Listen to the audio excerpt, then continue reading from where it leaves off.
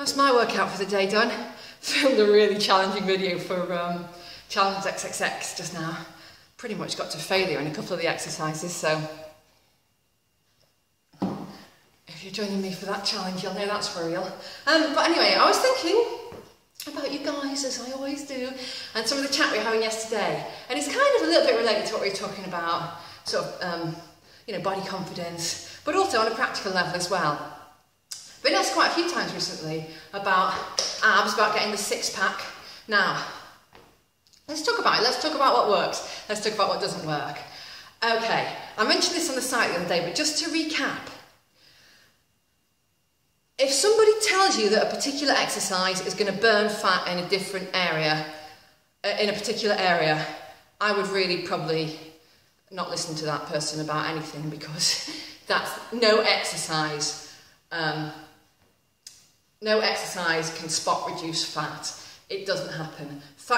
The body's fat stores enter the bloodstream and are used as energy that way. They don't go into the area that you're working in a particular exercise. It's simple biology. I know how much we all want to believe that we can, you know, reduce belly fat or bum fat or thigh fat by making that muscle burn. It isn't. I'm sorry, I can't change that. It's not up to me. I don't decide these things. What I can do is tell you what works. Okay? So when you feel that burn is in the muscle. If you're doing crunches, if you're doing like I don't know, little wall sits or thigh squats or movements that isolate the glutes and the bum, or upper arms, whatever area you're trying to target. When you feel the burn, when doing those little movements for those, isolating those areas, the burn is in the muscle. That's waste products building up in your muscles, might be little tiny tears in the fibres in the muscles, that kind of thing. That's what's causing that burning sensation. It's nothing to do with fat burning from any particular area. It's a good thing to do.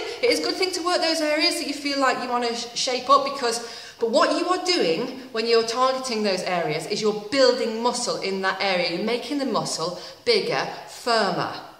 So you're trying to define it, you're trying to sculpt that area, and that can make it look better. That can make the fat that's sitting with, you know, and you know, when I talk straight, if you've got fat in that area, it can make the fat that's going to still be there sitting on top of that muscle, it can make it look better. It can make that area look firmer and more shapely. So that's why we still work on particular problem areas quite a bit.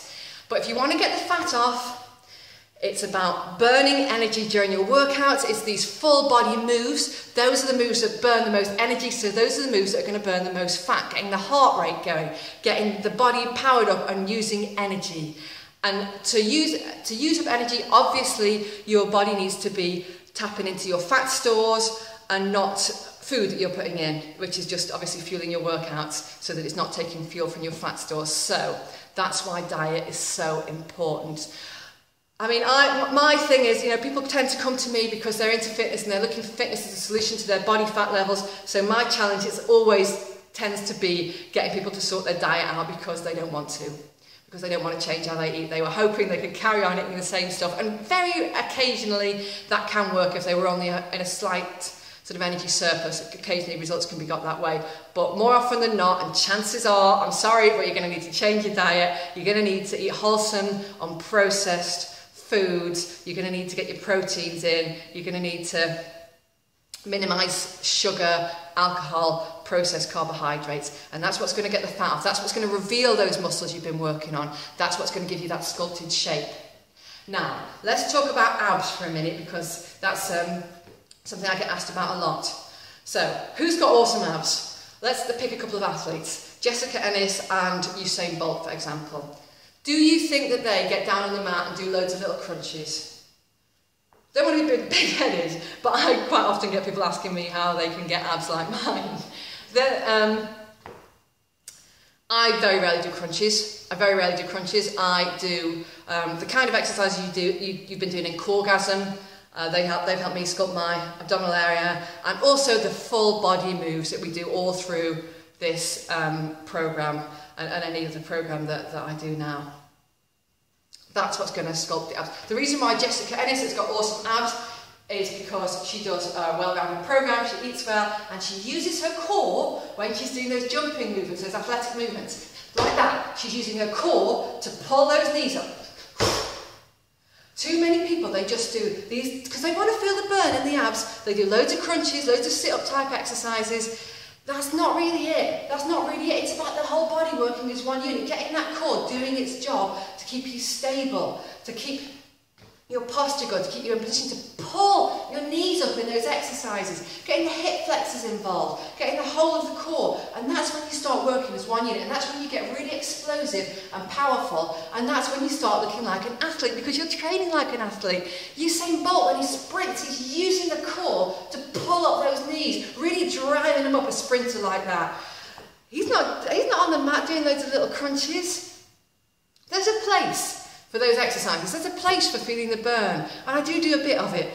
But if you want to sculpt the abs, your main focus needs to be on these big full body exercises, the core work, your explosive moves, where you drive those knees up. Where do you think that's coming from? I really want you to focus on the core when you're doing like jumping moves in like Gambardo and workouts like that. That's what it's all about. Do you know what I mean? So hopefully that's some practical advice for you today, and you know, you can do as much sculpting as you want for any muscle. If there's a layer of fat on top of it, it's not gonna, it's not gonna show through. And the thing about abs is, it's dependent on where on your body you store fat. It's dependent on obviously your level of body fat. My abs will look more chilled when I'm leaner. I like to periodise my training, so sometimes you'll notice that they look more defined than others, and that's because I'm managing when I do sort of how I schedule my training. Sometimes I'm eating a bit more, being a bit more relaxed on the diet, focusing a bit more on certain areas of the training, and that's because I've got to a level where I'm training smart and I know what my goals are. You may not be there yet, we can talk about that further down the line, but just for now, be aware that getting abs is about stripping fat from the midsection. It's about sculpting the muscles. Same with any other areas, arms, thighs, bum, all the same thing. It's about getting the fat off that area, and then that muscle that you've been working on underneath is going to reveal and look amazing. We're working on it.